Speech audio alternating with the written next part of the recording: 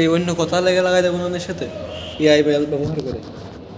আচ্ছা, আমি এই জিনিসটাই করতে চাচ্ছি যে আমি একটা মাঝে ভিডিও করিস, হ্যাঁ, ওই ভিডিওয় আমি ভিডিও করার সময় ফাও কি আমি কথা মতো বলেছি অত নেই, ওই ভিডিওটাই এখন আমি সুন্দর করে ইচ্ছা মতো ওই ভয়েস দেবো। ওই ভয়েসটা কীভাবে দেবো?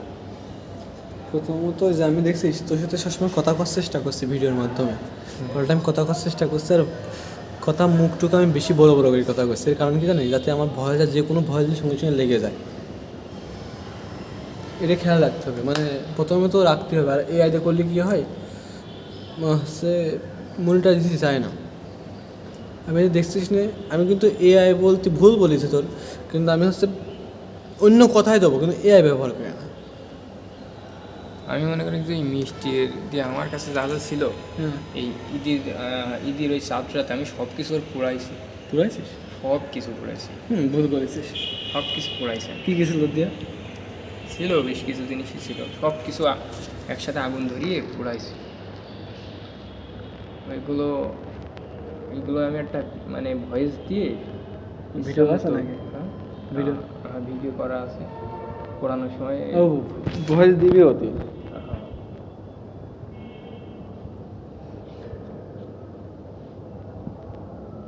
এগুলো তো দেওয়াই যায়। এটা তোদের যে স্বাধীন তোর বিদেশ না? স্বাধীন বিদেশ চলে গেল, বিদেশ স্বাধীন কী করছে এখন বুঝছো? পোলট্রির ফার্মে কাজ করে।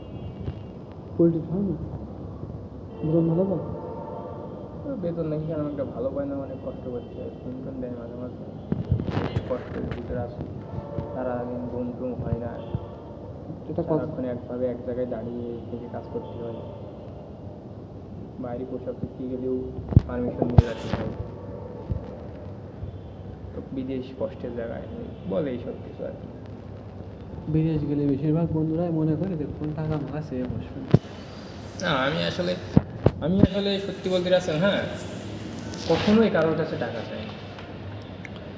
নিজে না চলতে পারলেও মনে করে সে এই জিনিসটা আমার খুবই দরকার, তখন আমি সেই জিনিসটা স্কিপ করি, নিজের টাকা পয়সা না। সেটা কথা বলতে তুই গোল হিসেবে কী দেখছিস কদিন? আমার একটা সরকারি চাকরি লাগবে। তুই সরকারি চাকরি এখন সোজা হতো না?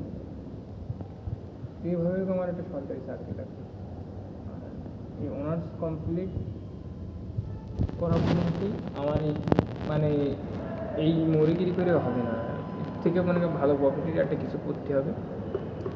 আমি কিন্তু মরে গিয়ে ছাড়লাম রাগের আগে ভাই। কীরকম?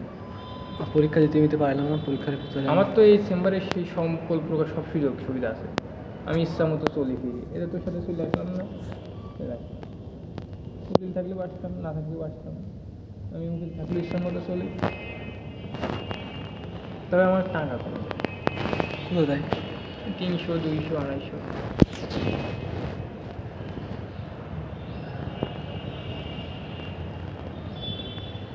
আমার এই কিস্তির চালাতে হয়, তো আমার এই কিস্তিটাই আমার সব থেকে, আমার এই কিস্তির টাকাটাই মনে করে শুধু হয়, তাহলে আর কিছু হয় না, শুধু কিস্তির টাকাটাই হয়।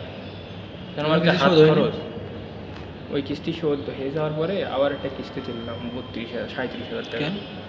ওই বাড়ি মনে করে যে আমার গেলে তো আগে কী অবস্থা ছিল ওই বাড়ির আবার মারি কথা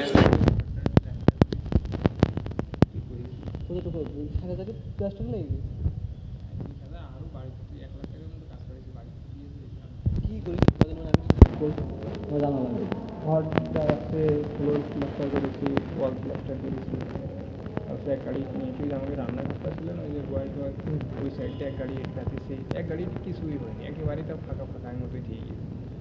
আনুষঙ্গিক খরচ টরচ করতে প্রায় 1.5 লাখ টাকা